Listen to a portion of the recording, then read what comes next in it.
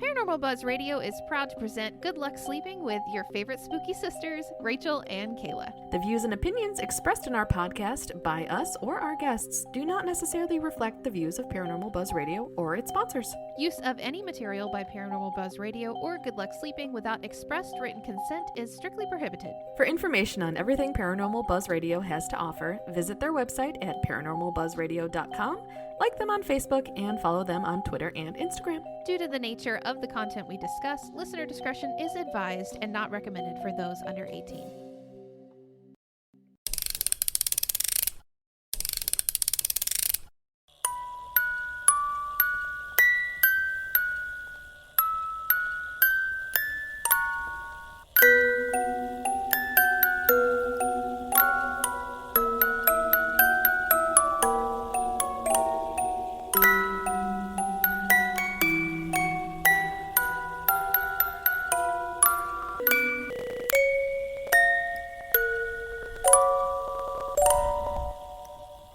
Hey, spooky soulmates. Thanks for joining us today. And before we get started, hey, Kayla.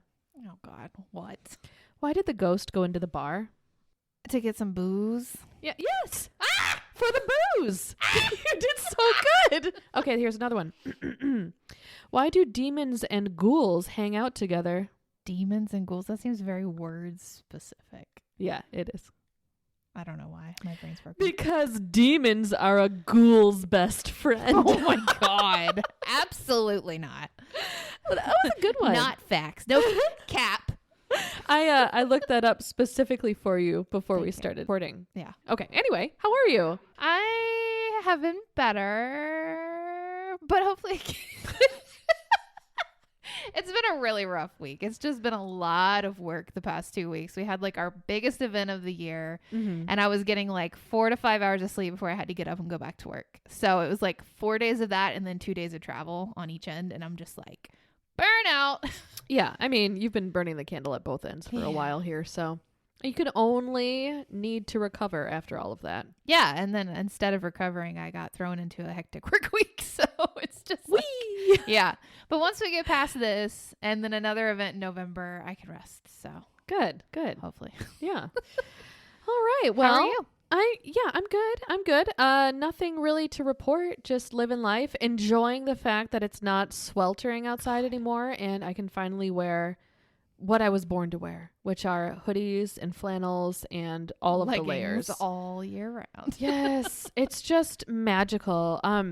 Waking up, and I sometimes take my son to the bus, and then I park my car by the bus pickup and I go for a walk. And generally it's still super, super hot in the mornings, but like now it's like super chilly and I have to wear a hoodie while I'm on my walk, and I can just start my day by looking at the leaves that are changing colors and feeling the crisp air, and humidity is basically gone, which is a godsend in Georgia. So yeah, that never happens for us. No. Did you see my leggings? It's freaking bats. It's freaking bats, man. I love Halloween. Those are super cute. But yeah, no, life's good. I have nothing exciting to report at all in the least. But here I am. Well, I'm glad you're here. So today's episode, do you want to kind of dive into the topic? Yeah. So actually, I don't know. Yeah, actually, both of these were listener requests. We are doing another haunted objects episode. We've done a couple in the past. We did paintings and furniture and dolls. That one was wild. Yes. That was one that Rachel actually got freaked out over. So if y'all haven't listened to those, go back and listen to them. I read an entire book for that. In one night. Yes. And then she was just like falling apart the next day and scared out of her mind. So we had to like sage her house. Yeah. But this time we are going to be tackling 2 different topics. I'm covering haunted mirrors and she is covering the Ouija board. I feel like it's so fitting for me because in our Facebook group, I feel like we get rezzed all the time for me wanting to do the Ouija board and Kayla saying absolutely not. So it's perfect. Well, because we have done this before. We did an episode on the Ouija board. Yes. And then we did a homemade Ouija board shortly after. And because of everything that occurred during that 24 hours, we deleted the entire episode, didn't even listen to it. And we, had trauma from it. So we've taken the time off, but people have been asking for a Ouija board episode. So we were like, So I was like, yes, absolutely, let's do it. Because I was no like, matter you don't want to do the Ouija board, do you? And she was like, yes, I fucking do. no matter how traumatized I get by certain things or certain experiences, after like I would say a week or two passes, She forgets. I'm like, let's do it. Let's do it again. I think I just did it wrong. I want to do it again. I'm like that with everything in my life. So Yes. Rachel reminds me of a toddler. Like, I just have to go and be like, the stove is hot. No. And then she's like slowly reaching toward it again. I'm like, no. But wouldn't life be so boring without me? It would. Am I boring? I'm not boring. No. I'm stable. I'm not impulsive, am I? Oh, God. No, I'm not boring. I just know my limits because I've made stupid decisions in the past. And then I remember the trauma, whereas Rachel's just like, what trauma? Let's just try it again. You only live once. And if it's a short life, then so be it. Look, I got enough things that like to haunt me. I don't need to bring a Ouija board back into this. It's a good thing that Walmart was out of them. Yeah, is that why you were pushing so hard to meet and record? I don't know. I thought for sure Walmart would have one. I was like, 100% Walmart will have a Ouija board because I've seen them there. And it's October. Yes. So I looked in the game section and I looked in like the specific Halloween section to see if they like snuck it in there, and it was nowhere. It wasn't even on the top, like the top like storage row of like the toy aisle. Yeah. It wasn't even up there. So Oh, shoot. Bummer. anyway, I'm so disappointed. So anyway, yes, that's what we're going to be covering today. But really quick, before we get into that, you can find us on Facebook in our Facebook group, the Good Luck Sleeping Podcast. I sell it like it's a cult or something, but that's where you need to go if you want to have the community aspect of the spooky soulmates. Everybody hangs out there. We're all one big family. It's a lot of fun. So find us over there on Instagram, the Good Luck Sleeping Podcast. On TikTok, the Good Luck Sleeping Podcast. Follow us on TikTok, guys. Yes. Okay, because We're hilarious. We put a lot of work into our TikTok, and I feel like it doesn't get the credit it deserves. It doesn't. Like, we really work hard and have original ideas, and we're so funny. Not to toot our own horn again, as we Toot, always toot, do. as you say. Oh, but no, I really enjoy our Twitter. So, yeah, be our friend on there and make us feel better about Twitter ourselves. or TikTok? TikTok. Damn it. They both start with a T, and I mix them up all the time. But speaking of Twitter, we are trying to resurrect her from the dead. So if you do want to follow us on Twitter, we're at GL Sleeping over there. Mm-hmm. And then you can find us on any podcasting platform. We are absolutely everywhere, but we are officially hosted on Spreaker by the Paranormal Buzz Radio. And I think we're most popular on Apple. So we're on Apple's like lists now. So yes. You can find us. And you can email us your scary stories at goodlucksleeping@gmail.com. Good Luck Sleeping Podcast.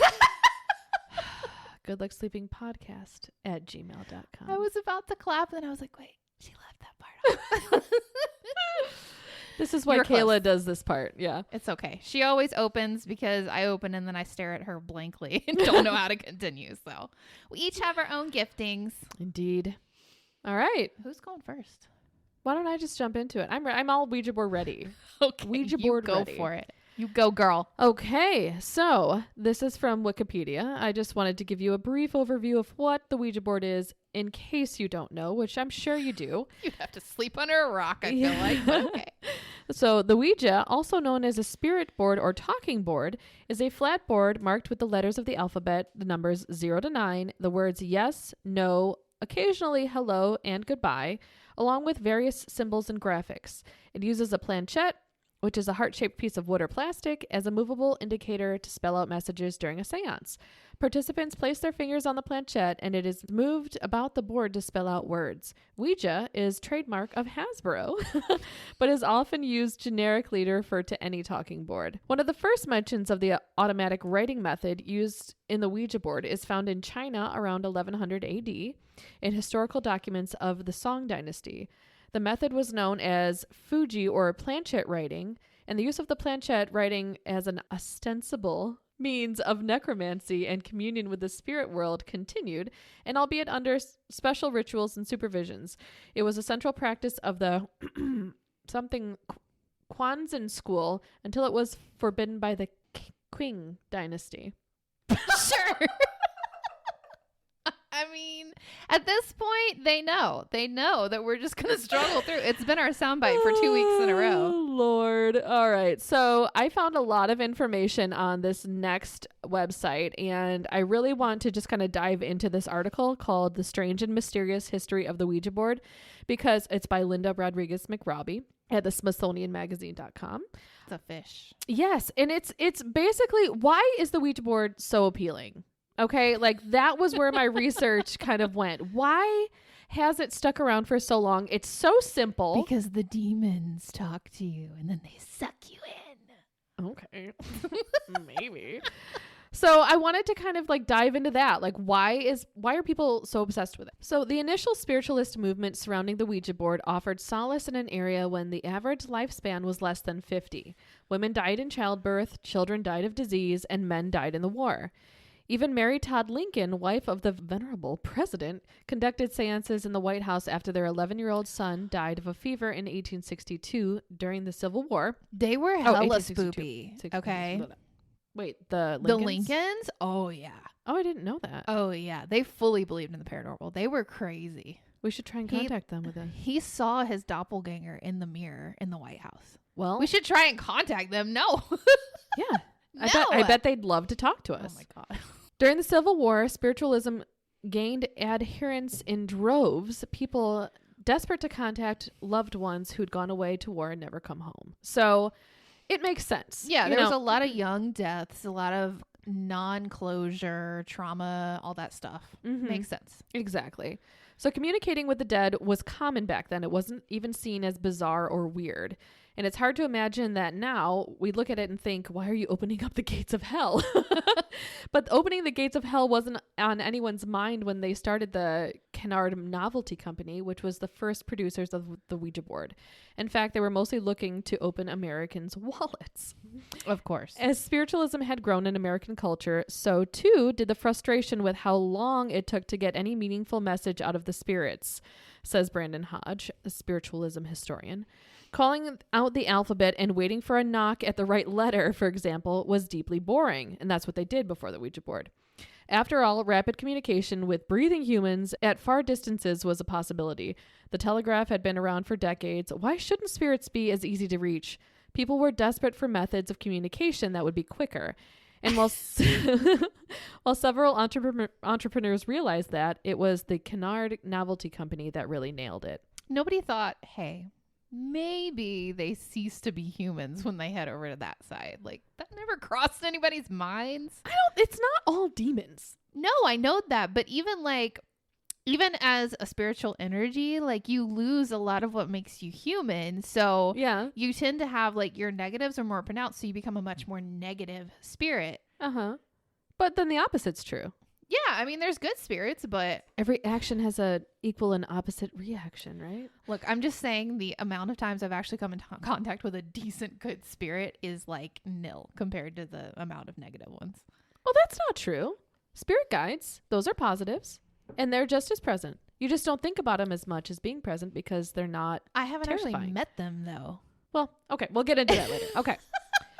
In 1886, the fledgling Associated Press reported on a new phenomenon taking over the spiritualists' camps in Ohio. The talking board, it was, for all intents and purposes, a Ouija board, with letters, numbers, and a planchette-like device to point them. The article went far and wide, but it was Charles Kennard of Baltimore, Maryland, who acted on it. In 1890, he pulled together a group of 4 other investors, including Elijah Bond, a local attorney, and Colonel Washington Bowie, a surveyor, to start the Kennard Novelty Company to exclusively make and market these new talking boards. None of the men were spiritualists, really, but they were all keen businessmen, and they'd identified a niche. But they didn't have the Ouija board yet. The Kennard talking board lacked a name. Contrary to popular belief, Ouija is not a combination of the French word for yes, we, and the German ja. So they were saying that it's a merge of we and ja, which is the yes for French and German. Okay. Murch says, based on his research, it was Bond's sister-in-law, Helen Peters, who was, Bond said, a strong medium who supplied the now instantly recognizable handle. Sitting around the table, they asked the board what they should call it, and the name Ouija came through. And they asked what it meant, and the board replied, good luck. Eerie and Oh, sure. eerie and cryptic, but for the fact that Peters acknowledged that she was wearing a locket bearing the picture of a woman, the name Ouija, above her head. That's how the story emerged from the Ouija founder's letters. So what was So this she was woman wearing- named Ouija? I guess she was wearing a locket with the name. So the spirit can read. Apparently. It's very possible that the woman in the locket was famous author and popular women's rights activist Ouija, which is the same spelling So but it with a can't D. completely read. It was just a little too far away. I mean, it might have been small. Ouija. If you make fun of mine, I'm going to make fun of yours the whole time. It could have been. I'm not making fun of you. I'm making fun of this. It's two totally different words. It could have been Ouija, whom Peters admired. And that Ouija was just a misreading of that. So maybe the board was like, no, I'm trying to go to a D, and they like Stop pushed moving it to it. J. According to Murch's interviews with the descendants of the Ouija founders and the original Ouija patent file itself, which he's seen, the story of the board's patent request was true, knowing that if they couldn't prove that the board worked, they wouldn't get their patent. So Bond brought the indispensable Peters to the patent office in Washington with him when he filed his application. There, the chief patent officer demanded a demonstration if the board could accurately spell out his name, which was supposed to be unknown to Bond and Peters. He'd allow the patent application to proceed. So they all sat down, communed with the spirits, and then the planchette faithfully spelled out the patent officer's name. Whether or not it was a mystical spirit or the fact that Bond, as a patent attorney, may just have known the man's name, well, that's unclear. I don't think it is. But on February 10th, 1891, a white-faced and visibly shaken patent officer awarded Bond a patent for his new toy or game. The first patent offers no explanation as to how the device works. It just asserts that it does. The ambiguity and mystery was part of a more or less conscious marketing effort. These were very shrewd businessmen, notes Murch. The less the Kennard company said about how the board worked, the more mysterious it seemed, and the more people wanted to buy it. Ultimately, it was a moneymaker, and they didn't care why people thought it worked. And it was a moneymaker. What is that from Titanic? And it was the ship of dreams, and it was. It really was. I haven't watched that in so long. I can't help you there. By 1892, the Kennard Novelty Company went from one factory in Baltimore to two in Baltimore, two in New York, two in Chicago, and one in London. And by 1893, Kennard and Bond were out, owing to some internal pressures and the old adage about money changing everything. By this time, William Fuld, who'd gotten in on the ground floor of the fledgling company as an employee and stockholder, was running the company. Notably, Fuld is not and never claimed to be the inventor of the board, though even in his obituary in the New York Times declared him to be.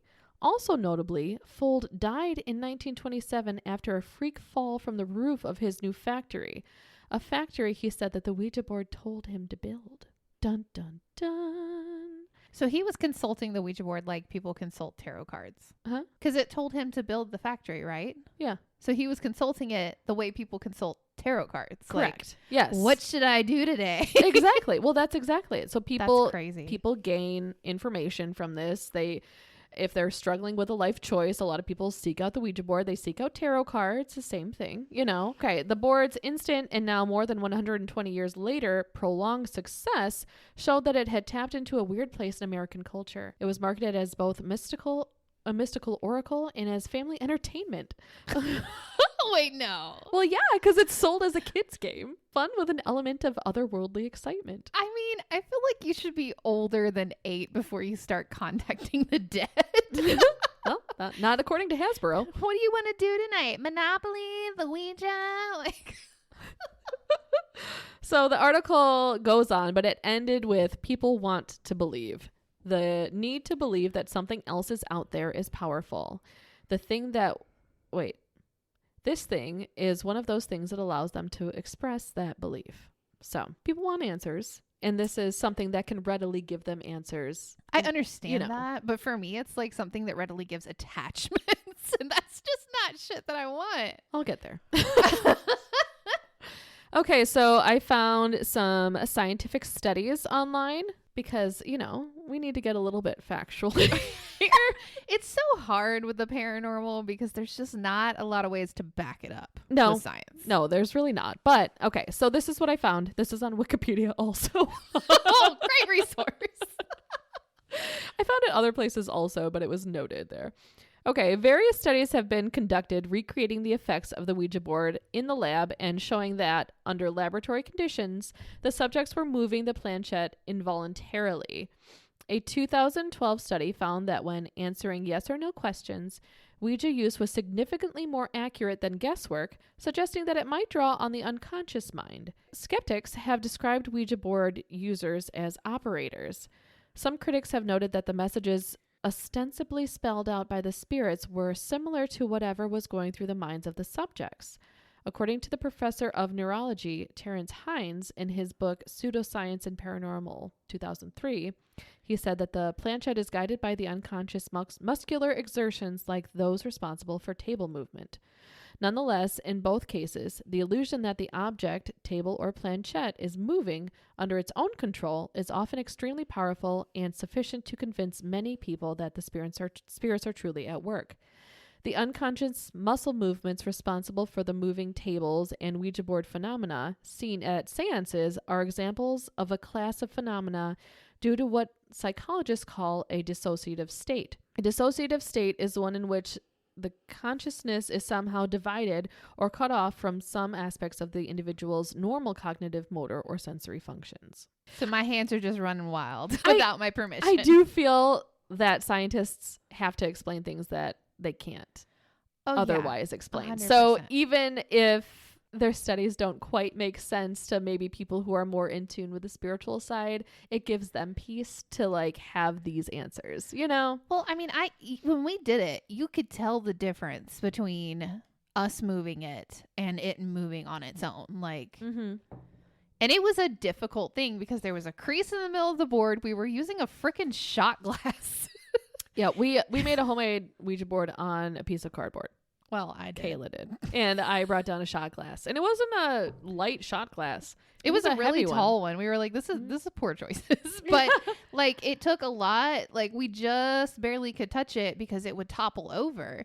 And that thing was like running. It wasn't just scooting to a letter. Like it was running from one end of the board to the other. And we were both looking at each other like, are you doing this? No. Are you doing this? Yeah. I definitely was not moving that planchette. Me either. So it's sometimes some people aren't going to believe it unless they experience it for themselves, and that's fine. Yeah.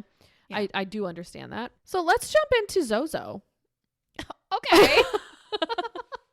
This is from hellhorror.com. Sounds legit. So Zozo is an entity that is said to be a demon of destruction. Thousands of people who use the Ouija board have come to fear this demonic entity who has claimed to follow the users, knowing specific details about their whereabouts and private lives. So Zozo was a demon in ancient Babylon. In ancient Babylon times, sacrifices were made to a demon called Bahzozo. Bazozo? Yeah, I didn't want to say it because they say not to. Which may not. Oh my God. Which may be the most ancient name for this demon. This demon is similar to Moloch. Don't say it. And it's very malicious. I wasn't going to. Evilness and wickedness. I just saged my house, Rachel. Come on. You might have to do it again. So, warning signs of Zozo, the Ouija board demon. The Ouija board planchette begins to rapid figure 8 or rainbow side-to-side movements. Which it did. Ouija board planchette spells out Zozo or alias Zaza, Mama, Oz, Zo, Za, and Abacus. Terrible feelings of depression or uneasiness during or after the Ouija board session. Strange dark shadow movements in or around the Ouija room or area. And then this is what to do if you do come in contact with the Zozo Ouija demon. Do not panic. Zozo feeds off your fear like other demons and evil entities. Always remember to close the session. If using the Ouija board, move the planchette over to goodbye. And I cannot stress this enough, you need to say goodbye. Always set boundaries with ghosts, entities, or demons before you start interacting with them. Smudge the area and the Ouija board participants to cleanse them from the evil Zozo attaching itself. Do not use the same Ouija board ever again. Do not burn, cut, or attempt to destroy the Ouija board. And never speak the name of Zozo or any other demon for that instance. We did so many things wrong. Yeah, a lot of them. Yeah. We didn't even know how to properly sage. We never opened a window. Do you remember that? Yeah. My house is fine, though. I'm not really worried about it. I'd do it again. 10 out of 10 would do it again. You have done it again. I know. Nothing happened. Okay. It's because Ryan was at the wheel. Yeah, I know. Killjoy. I'm just kidding. Okay, so I'm going to end with experiences, because what's more fun than hearing what people have actually experienced? Oh, you mean relating to other people's Ouija board trauma? Yeah, totally. This comes from an article called 15 Totally Creepy Real-Life Ouija Board Stories. I will not be reading all 15, but I will be reading my favorites from the article.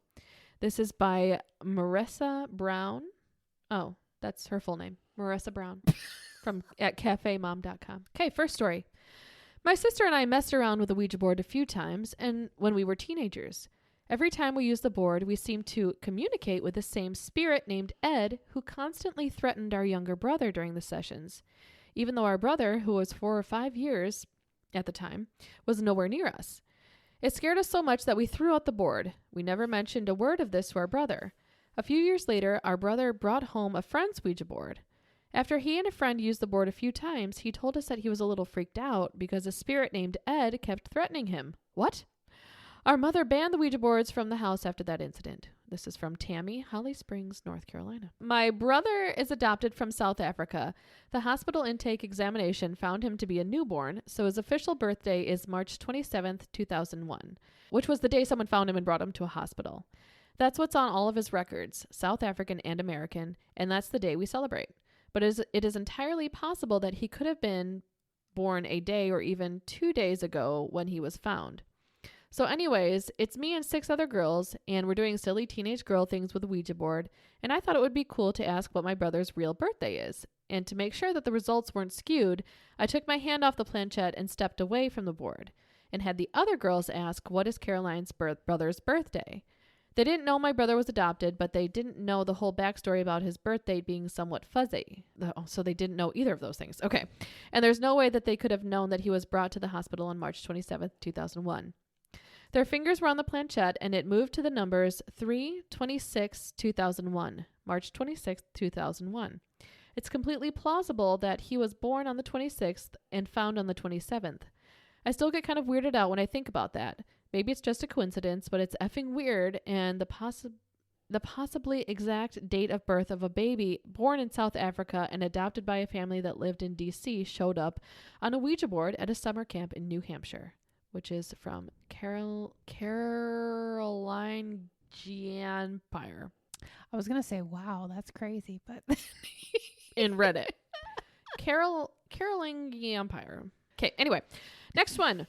My fiance at the time and I were sitting on my bed with an old board that a friend found on the side of the road. Oh, yeah, that's a great idea.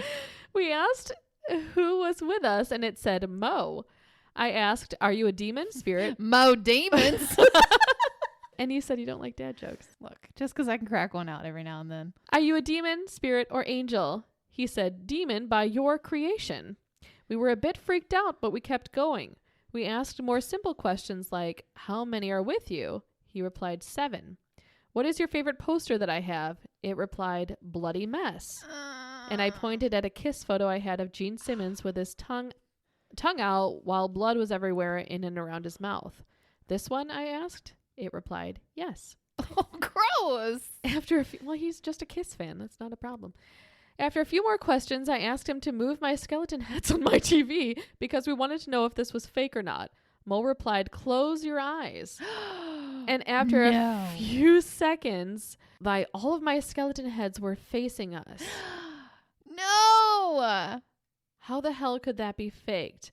We were the only 2 in the room at the time, and all while sitting close to one another. I hate it. I hate it so much. Oh, it's from Anonymous and Reddit. Next one. When I was about 16, I found an old school Ouija at a thrift store. It was made out of real wood, not paper like they are now. It was thin, but still wood. Balsa, I think. Very descriptive. I was not smooth mahogany? How dare. Rich mahogany. I was intrigued with it, so I took it home. Me and a gal pal were playing with it, but nothing was happening, so we just gave up. We left it on the bed and went out for snacks. There was no window open, no random draft, and no AC on at the time. No fan, nothing that could have caused it. But when we came back with snacks and pop, that board was working on its own. The planchette was traveling all over the board, and the word it was spelling out was foul. See, how do they explain that ish? That's right. For a minute, we just stood there and watched it, spelling out that word several times. Then my friend scooped it up and broke it. We then covered it with salt and got rid of it in a safe place. Didn't they say don't break it? Yes. Okay, if you have a Reddit username, can you just please make it not weird? Right. That was from Mount Empismith Reddit. I think people just close their eyes and bang on the keyboard and they're like, that's it. That's good enough. Yeah, this will be great for somebody to try, some random person to try and pronounce on a podcast someday. All right. A friend of mine brought a Ouija board to a sleepover, and I had never played with one, so I was really excited to try it. My two friends eventually got bored of it as the night wore on, so I wanted to ask one last question. It's me. I asked the board, do you have any questions for us? It answered yes. I asked, what's your name? It answered, Abe. My friends and I immediately joked that it was Abraham Lincoln. I asked, who do you want to talk to? It answered, Erica. Erica is my mother's name, but she was downstairs and completely not involved in the game. I asked, what do you want to say to her? It answered, wish I knew her. This was so incredibly specific that I couldn't imagine what it meant. I ran downstairs to find my mom, and I asked her if she knew anyone named Abe. She said yes, that her grandfather was named Abe, but he died before she was born. I didn't know my great-grandfather's name, and my friend certainly didn't. That was from Sarah, Massapequa, New York. See, I think I would have such bad trust issues. Like, even with my spirit guides, like, trying to meet them, I'm like, but are you really who you say you are? I'll just be like, nice to meet you, friend. You'd be like, you want to come over later? I'll get my Ouija board out. You can talk to me. All right, 2 more. I messed around with the Ouija in pairs and solo for a period of about 2 years. I experienced a lot of strange shit. Now, my craziest story, I swear, is true, and it happened in 1997. One day, I challenged the board and said, give me something independently to verify all the information it was giving me was correct. Predict a news event. Tell me something that is going to happen. And it starts to move strange, like it's having a hard time telling me something. I'm paraphrasing here since it was a long time ago, but the exchange went something like this. Die, die, die, die, die, die, die. I'm like, whoa, something nasty here telling me to die. Princess, die, die. Oh my God. Princess Di at the time was young and vital, so of course I'm skeptical. Oh yeah, sure, she dies. How does this happen? Car accident. Yeah, right. Like a princess could get killed in a car accident. Where is this car accident? Paris. Yeah, right. What the hell is the Princess of Wales doing in Paris? Okay, so when is this going to happen? Ohio. I had a trip to Ohio planned in the coming weeks. So sure, whatever. Princess Di will die in a car crash in Paris while I'm in Ohio. Yeah, right. I go to Yeah, right, indeed. We all know what happened. I go to Ohio. Nothing happens. I forget about it. Just one of those weird Ouija sessions that happens every once in a while. A month or so later, I'm in Ohio again. I come out into the living room and everyone is watching the TV glued to a news report. What do you think the news report is? Obviously, the Princess Di was in a car wreck. Yep. And died. Yep. And this is from Throwaway Ouija in Reddit. Because, you know, their Ouija story was so intense that they couldn't risk being found. That's right. That's why people write throwaway. Because it's their throwaway account. Oh, yeah, I knew that. Okay. That makes sense. Last one. A few years ago, my friends decided to try this out with a group of guys. We were in the 12th grade at the time, and my group of girls had messed around. Does Devin like me? He's like sitting across. Sorry. Have you seen those memes where it's like girls love Tyler and like are obsessed with Tyler, and then they show like a raggedy dog with like silly hair and it's like, this is Tyler. My group of girls had messed around with the Ouija board before to varying degrees of success. Well, this time it was my hands on the planchette with my other girlfriend. This thing was moving crazy fast, faster than I had ever seen, and it seemed to be getting quite agitated by the group of guys we were with who were joking around and not taking it seriously. It essentially told them to shut up and stop talking. I told the guys, seriously, stop being so rude, I'm kind of freaked out. Because I was getting nervous, one of the guys took over, and he was a bit more serious about it. Almost immediately, the thing spelled out, "Don't open the door." No. Ooh, I just got chills. I hate it. I hate it. Well, we were all in the basement and there was only one door, so we all kind of looked over at it nervously. Because I was getting anxious, I took the blanket and kind of hid my face. Immediately, it spelled out, "Don't hide from me." Oh, it's a great time to be in a basement right now. Everyone was freaked out, and the guy who had his hands on the planchette literally started to cry. Oh, take that, Tyler. He wanted to take his hands off, but we have this rule that you don't take your hands off until you get it to say goodbye. Oh, get it to say goodbye. They have different rules. Everyone wanted to stop, but it took about 10 minutes of asking dumb questions until the thing finally slid to goodbye. Some of the guys speculated afterwards that it meant don't open the metaphorical door of the spiritual world.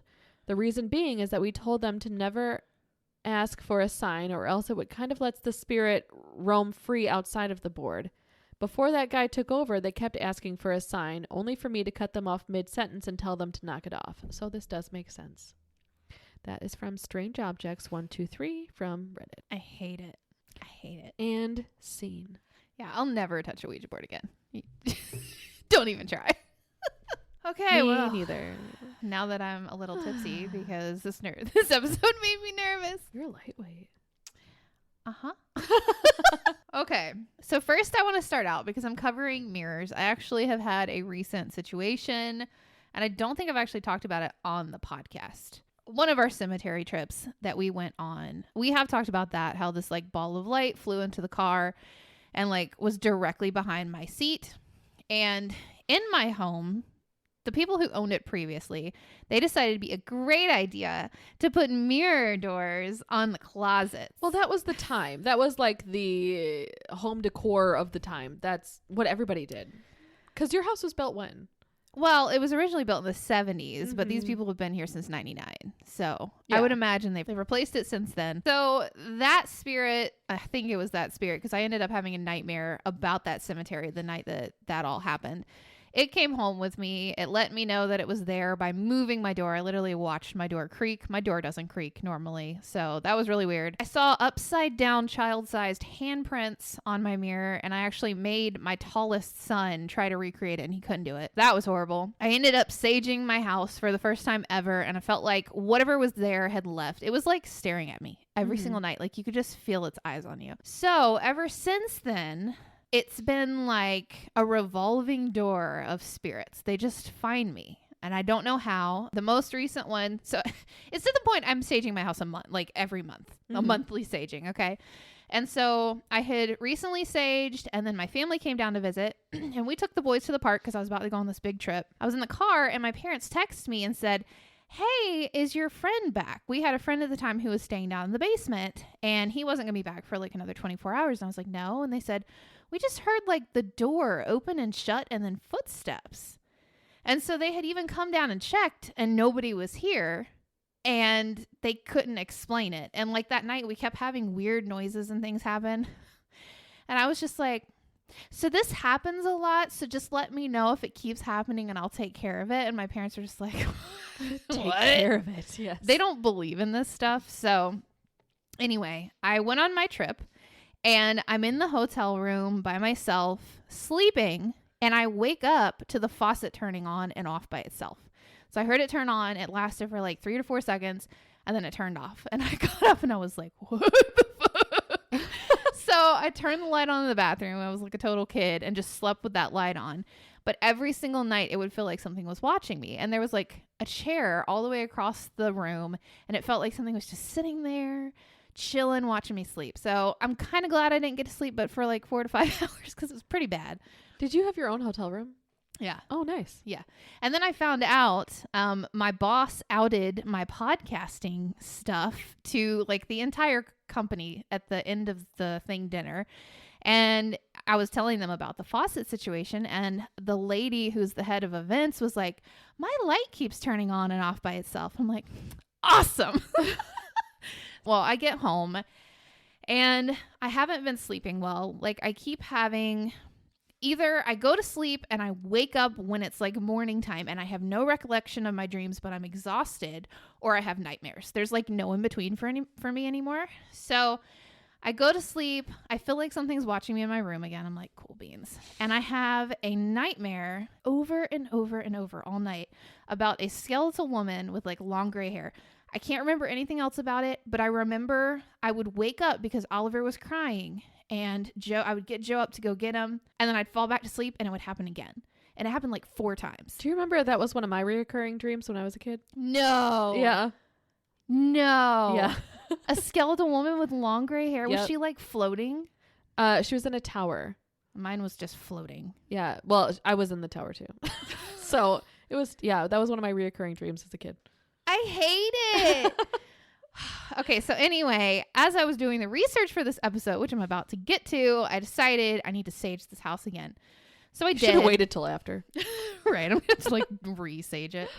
So anyway, as I started to do this episode research, I realized like there's this theory that mirrors are like portals for spirits. Uh-huh. And I think that's why they're finding me so easy, because I've really been like opening myself up to my spiritual side and trying to like master some things. And I think it's like a shining beacon in the spirit world. And they're like, oh, look, a shiny door. And then like just coming through it and tormenting me, because it's all different spirits. Like it's never the same one. So anyway, keep that in mind as I talk about mirrors. So the logical side of things. Many psychologists say that mirrors work on our psychological roots and disturb us because it's hard to see and interpret our own image, our sense of self. So we kind of like do what's called matrixing, which is identifying shapes that aren't there so that the brain can like make some sense of it. So when like if you look into a mirror, sometimes you might feel like there's something watching you because you're trying to make sense of everything you're seeing. Your brain can't comprehend it, especially if it's like by candlelight or low light. It can kind of like make your brain form shapes and things that aren't there because you're just trying to make order out of the chaos. There's also something called the Caputo Effect, which it's kind of like your brain reacts to sensory deprivation with your imagination. So it's seeing like all this space and your brain is like imagining what's in it. So it's just saying, if you're focusing on something spooky coming out of a mirror, your brain is going to make it seem like there's something spooky coming out of a mirror. But it's interesting enough, mirrors do have a paranormal past. A lot like Ouija boards and other divination tools, people actually use black mirrors to scry. Do you know what scrying is? No. Okay. Neither did I. And it's like you look at yourself in a surface and you like light some incense and stuff and you just stare at it until things start appearing. And then it's kind of like telling you the future and stuff like that. Okay. It's weird, but it has to be a black one. Okay. Okay, so I'm going to go over mirror myths and their origins. I'm sure everybody's heard this. If you break a mirror, you'll have 7 years bad luck. Yes. So the superstition actually stems from an ancient myth that holds that the mirror reflects not just one's external surface, but also your entire soul. So the ancient Romans actually believed that mirrors, or any reflective surface, were a reflection of the human soul. And if they were misused, or something terrible could happen and your soul could actually be lost. Oh, damn. All right. They also believed that your soul regenerated every 7 years. So that's why they were like, basically, you're shut out of luck for 7 years. That's a long time. I know. Also, many cultures around the world feel that mirrors are portals to other worlds, predictors of the future, and windows to the afterlife. There's this actually a phobia known as... Yeah, what is it? Isotrophobia, which refers to an extreme fear of seeing your own reflection in the mirror. You never saw Return to Oz, did you? Which is one of my favorite movies ever. No. It's from 1985. And Dorothy gets stuck in a mirror. So they have to like get her out. It just reminds me of that. Okay, anyway. It kept reminding me of Alice in Wonderland Through the Looking Glass. Oh, yeah, yeah. Okay, so if you should break a mirror, according to the internet, this is how you can get rid of the bad luck. So you're going to throw salt over your shoulder so that it falls on the devil nearby. You're going to spin in a circle 3 times, but not if the mirror isn't broken, because that's also bad luck.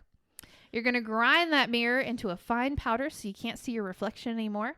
And then you have 4 options on what to do.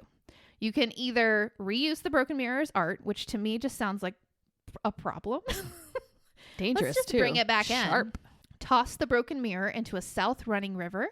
But don't worry, faucet water will do too. Okay. Blacken the mirror with fire and then bury it exactly 1 year later and just deal with the bad luck until then. Or, oh wait, there's 5. I'm sorry, I miscounted. 4, touch a tombstone with 1 glass shard. If that's too creepy, stare into a shard under the reflected full moon so that you can see yourself and then like just suck up the luck. Okay. And then the last one is bury the glass deep into the earth where spirits can't see them. It's a lot to remember. And then if you want to know if you're okay, go look at yourself in a mirror. If you can still see yourself, you're safe. Your soul is safe. Okay. Okay. Okay, so myth number 2. Spirits live in mirrors waiting to attack you. You've heard of Bloody Mary. This myth is actually the basis of the horror movie Candyman from 1992. However, folklorists locate the roots of the story not in an actual ghost who liked to victimize people through the looking glass, but in an older ritual where young women chanted a special incantation in front of a darkened mirror in order to try and get a look at their future husband. Cute. Okay, the third myth. A mirror world exists on the other side of matter / you can access a creepy mirror world whenever you want to. So this is my little touch of science, and I'm going to try to explain it the best I can because it's really freaking confusing. So there's actually, this article is on NBCnews.com. There is a scientist that thinks that she can prove that there is a mirror world on the other side of our existence. Okay. So it's like the dark versions of us. And she has like this idea. I don't even know how to explain it, but basically she's going to like make a hard right into matter, and it's going to mess with the atoms in some way. And if she can prove that there's like some kind of discrepancy in the way atoms are behaving, then she can prove that there's something on the other side. I would love to see her go through this experiment. Yes. So the reason that she even had this idea that there was something on the other side of us was there was a neutron experiment that showed that neutrons created by particle beams lasted exactly 14 minutes and 48 seconds before decaying. However, neutrons stored in a lab bottle decayed faster at 14 minutes and 38 seconds. So a whole 10-second difference, okay? The bottom line is that neutron experiments might look screwy because physicists unwittingly opened a portal to the mirror world. Technically, the neutrons, no matter what state they're in, should decay at the exact same rate. So they're trying to figure out, why was this 10 seconds faster? There's also the theory that when you look out in space and you see like all the dark spots, that's called dark matter. Mm-hmm. They don't know what that is. Like they have no clue what dark matter is. You can't view it in this world. Like it's just blackness. Like you can't, it's not just air. Like it just exists. It's really hard to explain. I'm really glad that there are smart people out there. I know. That can do all of this thinking. But they're thinking that perhaps dark matter is what exists in the mirror world. So we're seeing the reflection of it, which is why we can't actually grasp it. Does that make sense? No. But I'm also pretty far removed from anything scientific, so I feel like it could make sense to somebody else. So basically, some of that matter is flipped around, and we're seeing the back end of it. Okay. And we don't have access to the world, but there's literally no way that we can figure out what dark matter is. Okay, so then... the spiritual mirror world, there was a Reddit popularized rite to enter this mirror world. Okay. I'm not going to read the whole, I kind of want to read the whole thing because it's so ridiculous, but it's also long. It involves setting up candles, a fan, mirrors that are facing each other, 3 chairs, 1 that you sit in and 2 that you place the mirrors upon, and then engaging in a series of ritual actions that are supposed to allow spirits or creatures of some sort to take up residence in the mirrors, occupying the roles of queen and fool. And this game is called the 3 Kings. So I guess you're the king and then there's a queen and a fool. All right, so I'm going to read real quick how you can play the 3 Kings. How many people do you need for it? 2. So you need 1 principal and 1 partner, but they must both be mentally, emotionally, and spiritually stable. So I'm out. Damn it. Do not attempt if either of you are having serious issues in your life, and don't attempt if you've consumed drugs and alcohol within the last 3 days. Great. Shoot. Plot twist. That's why I offered wine. Okay. Damn it. Okay, so the requirements. 1 large, quiet, empty room, a basement or cellar is ideal. A pack of candles, a lighter, a bucket of water, a mug or cup, an electric fan, 2 large mirrors, 3 chairs, an alarm clock. And a partridge in a pear tree. Fully charged mobile phones for both of you. A place to sleep. Your bedroom's ideal if playing inside your own home. And a small object of sentimental value. The Prelude. Begin at 11 p.m. Do not begin if your partner is not present and or has not been briefed on his or her role. Your partner should remain in your home for the entire duration of the game. If your designated room has windows, cover or block them completely prior. Place 1 chair facing north. Well, we would be out because we can't tell directions. I'm like, I think it's that way. Okay, so place 1 chair facing north in the center of a designated dark room. This chair will be your throne. Place the other 2 chairs on either side of your throne, facing it at arm's length away. Ew, so they stare at you. I hate it. These will be your queen's chair and your fool's chair. Place one of your 2 mirrors on the queen's chair and the other on the fool's. The mirrors should be perpendicular to the chair seat and facing both each other and you. You should be able to see your own reflection in each mirror from your peripheral vision while seated. Place the bucket of water and the mug in front of you, just out of reach. Place the fan behind your throne. Set it to medium or low, but never high. Jeez. And turn it on. Very specific. Oh, and make sure it's stationary, not oscillating. Can you play like 80s hair band music in the background too while you're doing this? This is specific. Leave the room, but keep the door open because, you know, they can't go through doors apparently. Go to your chosen sleeping spot. Set the candles, lighter, alarm clock, and cell phone next to your bed. Make sure your phone is charging and set your alarm to 3:30 a.m. That was another creepy thing when I was at the event and that whole thing was happening. I woke up at 3:33 a.m. I was like, I hate it. Anyway, turn the lights off. Hold your object of sentimental value, which is dubbed your power object. Climb into bed and sleep. So for the main event, wake up at 3:30 a.m. when your alarm clock goes off. Turn off the alarm, but do not turn on the light. Keep a hold of your power object. Pick up your mobile phone. What if it lights up? I don't know. Light one candle and return to the dark room. You must be seated in your throne by 3:33 a.m. Oh, okay. So you have 3 minutes. Yeah. Okay. So you're just like, shit. I gotta pee. Yeah.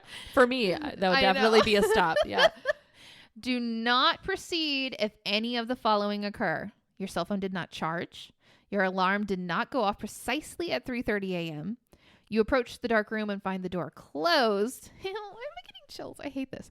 You approach the dark room and find the fan turned off, or you're not seated on your throne exactly by 3:30 a.m. There's a lot of pressure in this game. Should any of these incidents ensue, take your partner and any other occupants and leave your home until 6 a.m.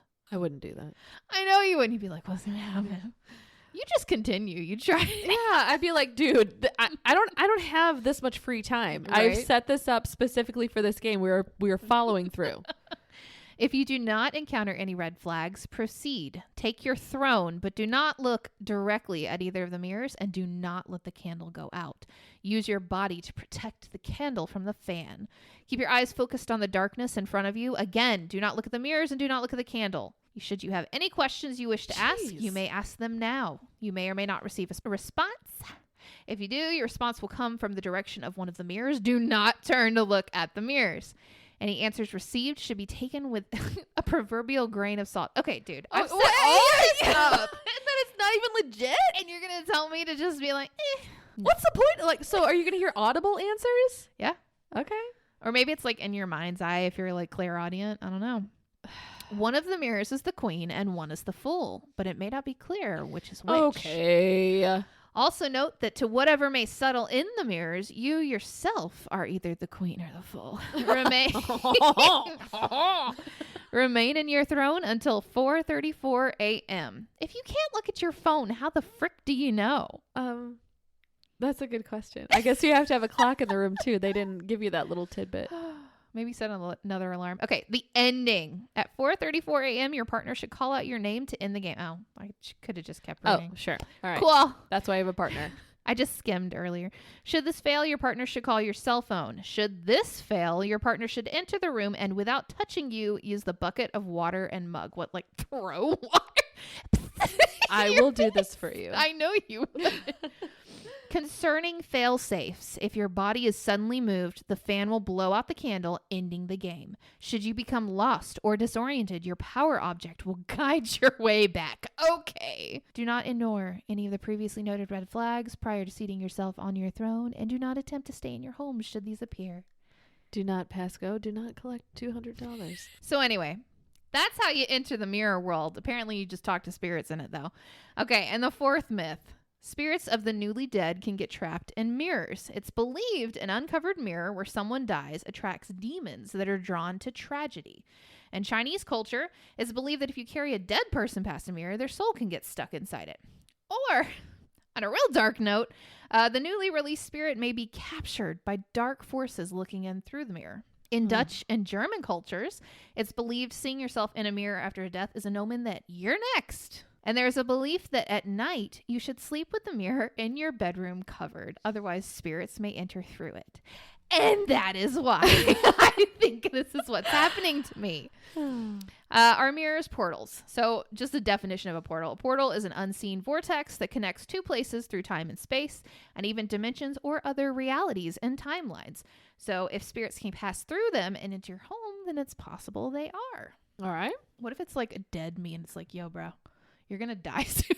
And I'm just like, fuck up. I'm the skeletal lady. Oh, that'd be horrible. Oh, what a turn. Dun, dun, dun.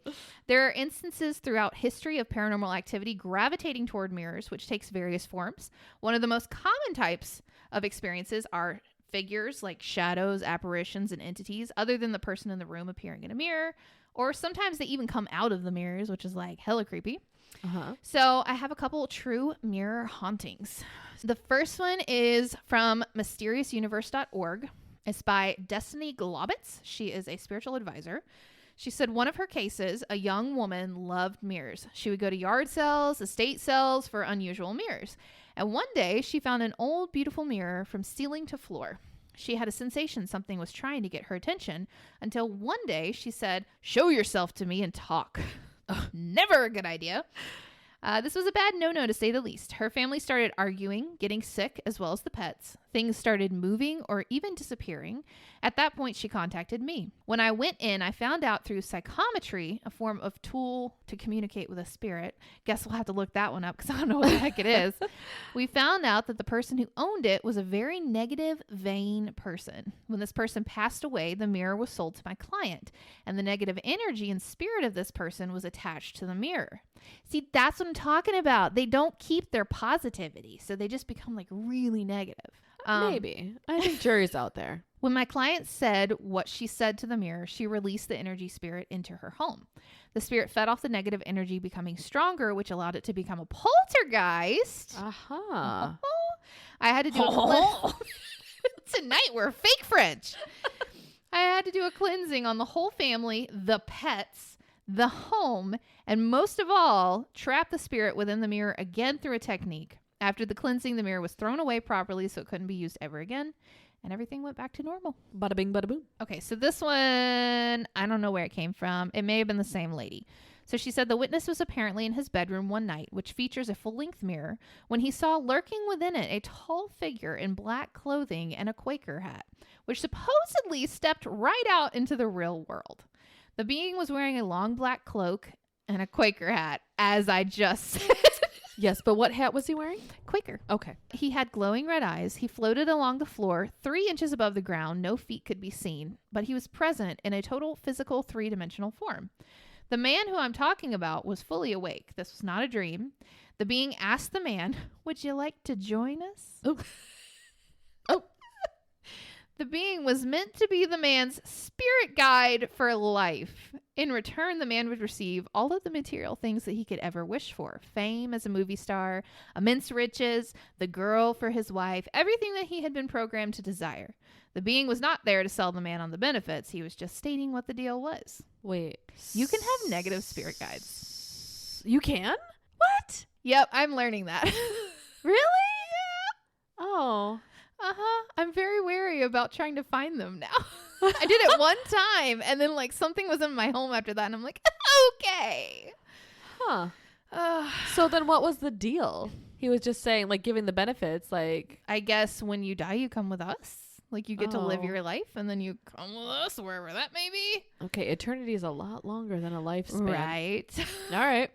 In another report, the witness claims to have suffered extremely vivid, morbidly terrifying nightmares, and this seems to have all come to a head when he realized just what the origin of the nightmares were, and from where they were spewing forth, it says. I like your face when you said it like that. Thanks. According to him, these nightmares had started when he had moved into a house with plenty of mirrors in the bedroom, and that besides glimpsing shadow shapes moving around within them, he believed they were unleashing something negative into his life. He said, the nightmares started when we moved into this house. The mirrors were an open portal to other dimensions. I knew from feng shui that one should not have mirrors in the bedroom. Oh, cool. I'm breaking the laws of feng shui, too. Well, you know what mirrors are good for in the bedroom, right? Nobody wants to see that. Nobody. You don't want to be in the moment and look up and see that, okay? You don't? No. You do? Why not? Ew. What do you mean, ew? I Like see how I'm a stupid monster? I look. I just don't. I would be like lost in critiquing myself. I think it would be pretty... anyway, this is not the podcast for that. Rachel is a new king. Hey, spooky fam. Oh my god. Okay, so feng shui says no. I realized that mirrors do more than just increase the energy in a room. They let in evil spirits. We were renting, and because the mirrors were on folding doors of the closet, I could not work out how to cover them. Aha. Same with you, right? Yeah. Well, yours are sliding doors. They're sliding doors, but I did put a sheet over them for a long time until I figured out I could sage. So he didn't realize how important it was to cover them because he couldn't figure out how. A year later, when we moved into another house, the one we were in at the time of writing this, he had hoped that the nightmares would stop.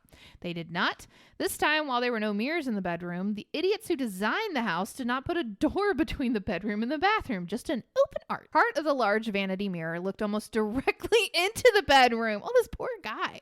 And I ignored the part of my mind that told me it was important to do something about it. Once I realized that the bathroom mirror was letting something in that was causing my nightmares, I had two choices. Cover up the mirror or put Bible verses all over it. Oh, well. I did both. You did. Yeah. And it contained it, but it didn't go away. Okay. So maybe that's like putting a door on the mirror. Like they can get there, but they can't get out. Oh, I think you just need new doors. I know. Joe's like, let's get them. I'm like, okay, measure the doors. Yeah. Let's do this. I'm not Well, hesitant. can't you just take them off for now? Then it's an abyss, like a dark abyss at night. I don't want to stare into a dark abyss. Say abyss Somehow.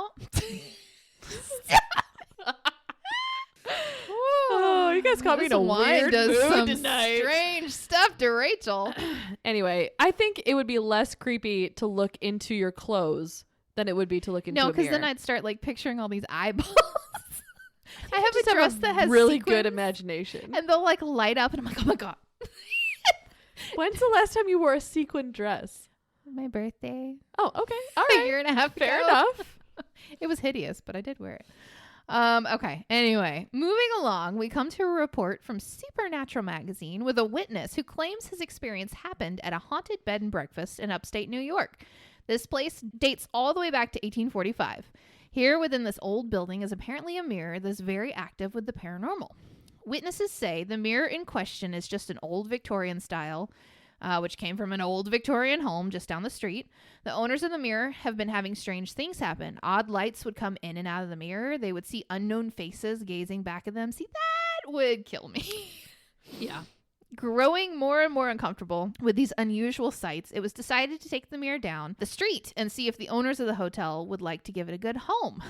They were delighted to be asked and graciously accepted the gift. They crazy. It was donated and hung in a place of honor in what is known to be the most haunted room in the building. These Place people, of honor. These people profiting off of like fear.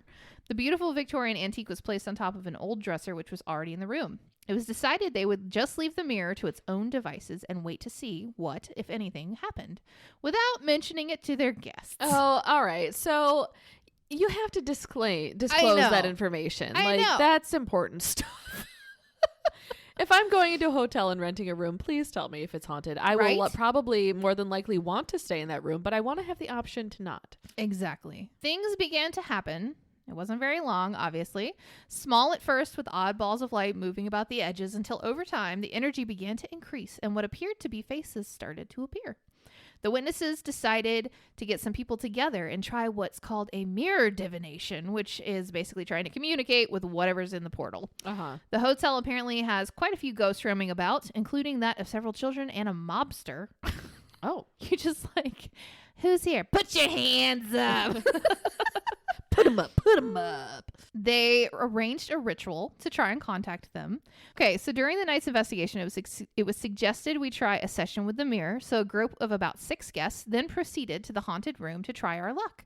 The first volunteers stepped up and had some success when the reflections seemed to change as their faces appeared to get older.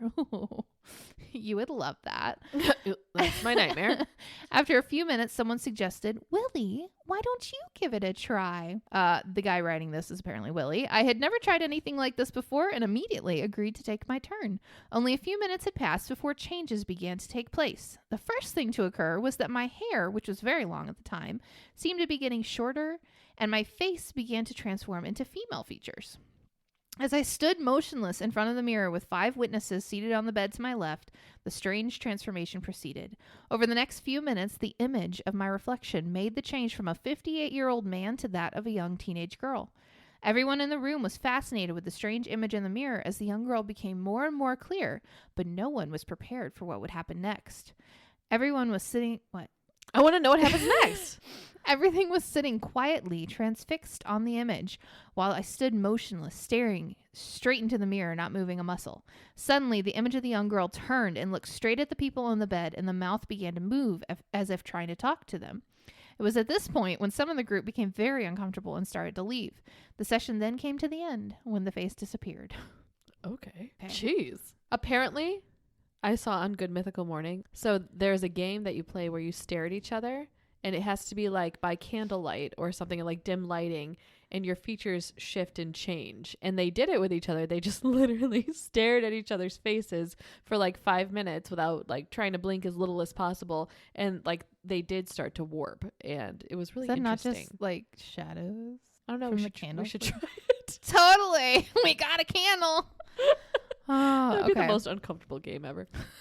Okay, so this I think is the last story. Okay, so this is actually a famous mirror. I don't know if you guys have heard of Myrtle's Plantation, but most people who have a deep interest in the paranormal have heard of it. It's in St. Francisville, Louisiana. It was built in 1796, and it's become one of the most haunted historical locations in the South.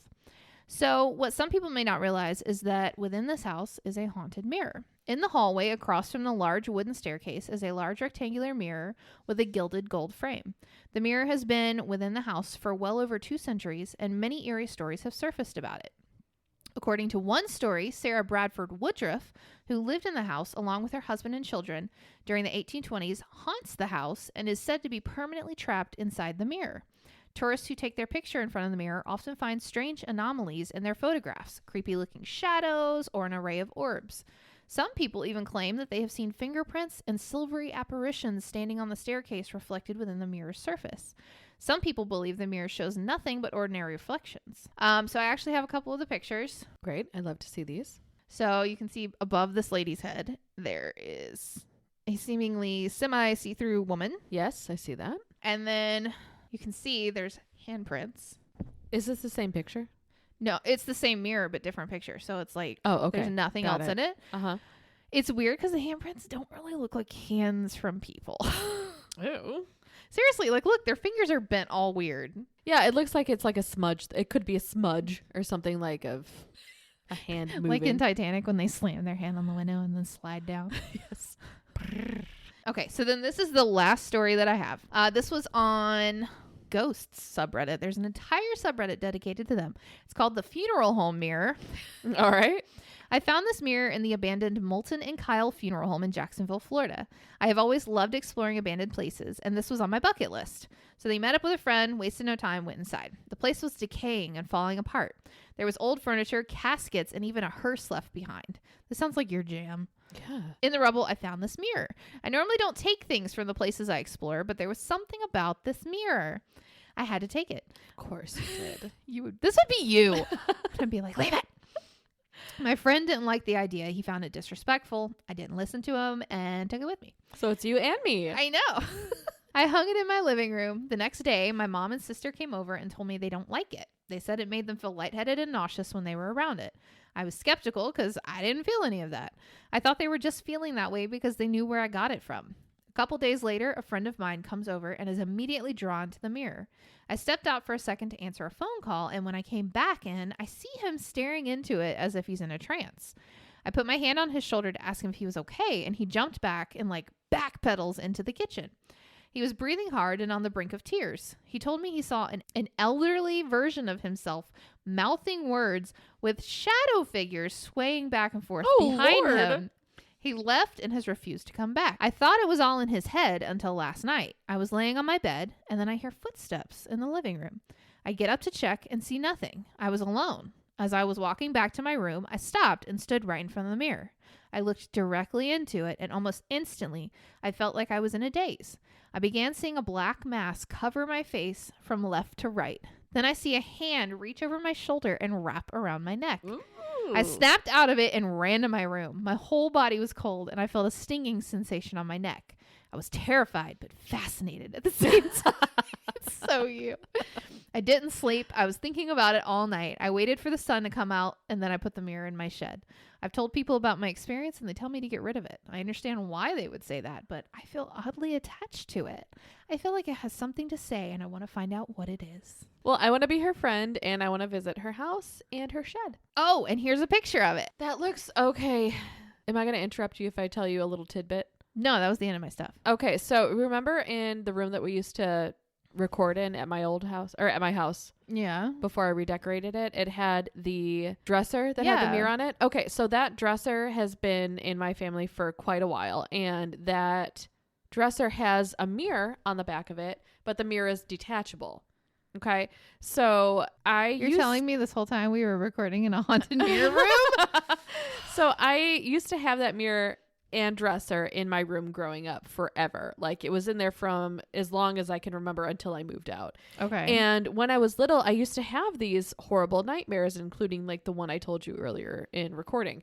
And I was terrified of my room, terrified. And I terrified to look into that mirror specifically, so much so that I made my dad detach the mirror like after a few years when I was like probably 5 or 6.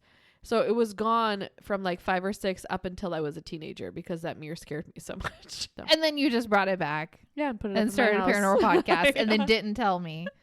So anyway, I get it. Like, mirrors are creepy. I understand it, you know, and especially so when it's dark out, and this isn't even paranormal at all, but just seeing movement in the dark in the mirror is scary, even if it's you or a cat moving around or a fan blowing something. So who knows if it was paranormal for me, but I had to get that shit out of my room. Well, and you know, I'm just now thinking about this.